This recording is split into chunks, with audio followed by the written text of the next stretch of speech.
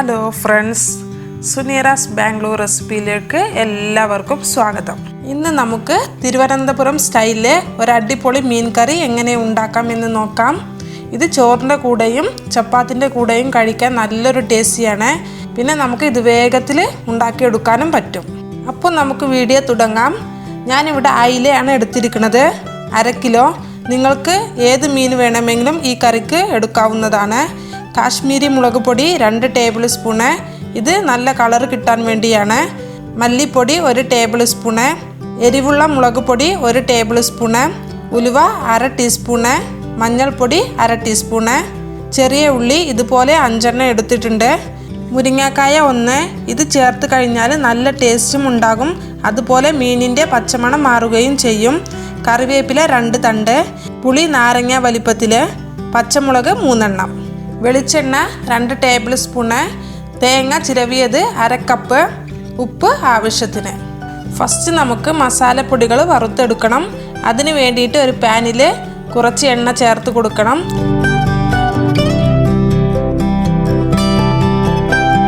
എണ്ണ നല്ല പോലെ ചൂടായാൽ തീ കുറച്ച് വെച്ചതിന് ശേഷം മസാലപ്പൊടികൾ ചേർത്ത് കൊടുക്കണം. പിന്നെ ഉള്ളിയും ചേർത്ത് കൊടുത്ത് ഇളക്കി കൊടുക്കണം. എന്നിട്ട് 1 മിനിറ്റ് നമുക്ക് വറുത്തെടുക്കണം. തീ കുറച്ച് വെച്ചതിന് ശേഷം മാത്രം പൊടികൾ ചേർത്ത് കൊടുത്താൽ മതി. അതുപോലെ നല്ല പോലെ ഇളക്കി കൊടുക്കുകയും വേണം, ഇല്ലെങ്കിൽ പൊടികൾ കരിഞ്ഞു പോകും. പിന്നെ നമ്മുടെ കറി കയ്പ്പ് രസം വരികയും ചെയ്യും. ഇത്രയും വറുത്തെടുത്താൽ മതി. ഇനി നമുക്ക് സ്റ്റൗ ഓഫ് ചെയ്യാം. എന്നിട്ട് തണുക്കാൻ വേണ്ടിയിട്ട് വേറൊരു പ്ലേറ്റിലോട്ട് മാറ്റാം. ഇനി നമുക്ക് മിക്സിയുടെ ജാറിലേക്ക് തേങ്ങയും പുളിയും പിന്നെ നമ്മൾ വറുത്തെടുത്ത മസാലപ്പൊടികളും ചേർത്ത് കൊടുക്കണം. ഇത് നല്ല പോലെ തണുത്തിട്ടുണ്ട്.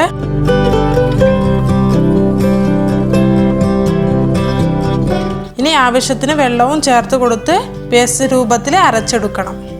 ഇപ്പോൾ നല്ല പോലെ അരച്ചെടുത്തിട്ടുണ്ട്. ഇനി കറി ഏതിലാണോ ഉണ്ടാക്കുന്നത് അതിലേക്ക് ഈ പേസ്റ്റ് ചേർത്ത് കൊടുക്കണം.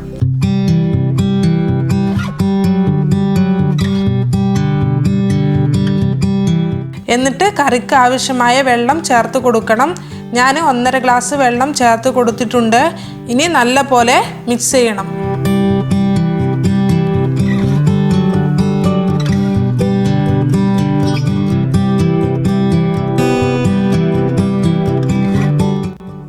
ഇനി ഇതിലേക്ക് പച്ചമുളകും മുരിങ്ങാക്കായയും ഉപ്പും ചേർത്ത് കൊടുത്ത് ഇളക്കിയതിന് ശേഷം സ്റ്റൗമേ വെക്കണം.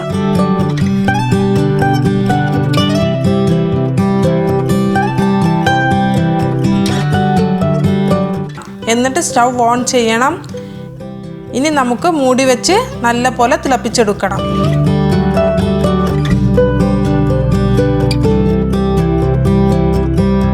ഇപ്പോൾ നല്ല പോലെ തിളച്ച് വന്നിട്ടുണ്ട്. ഇനി ഇതിലേക്ക് നമുക്ക് മീൻ ചേർത്ത് കൊടുക്കണം. എന്നിട്ട് ഒന്ന് ഇളക്കിയതിന് ശേഷം മൂടി വെച്ച് ഒരു 10 മിനിറ്റ് നമുക്ക് വേവിച്ചെടുക്കണം.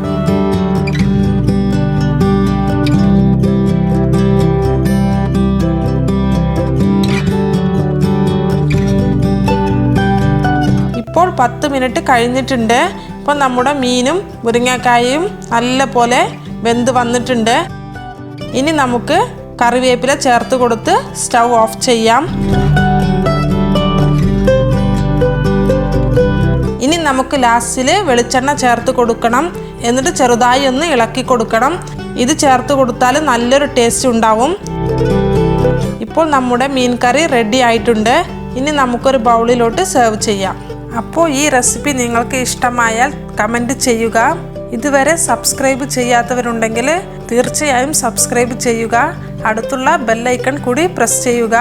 അടുത്ത വീഡിയോയുമായി വീണ്ടും വരാം. Thank you.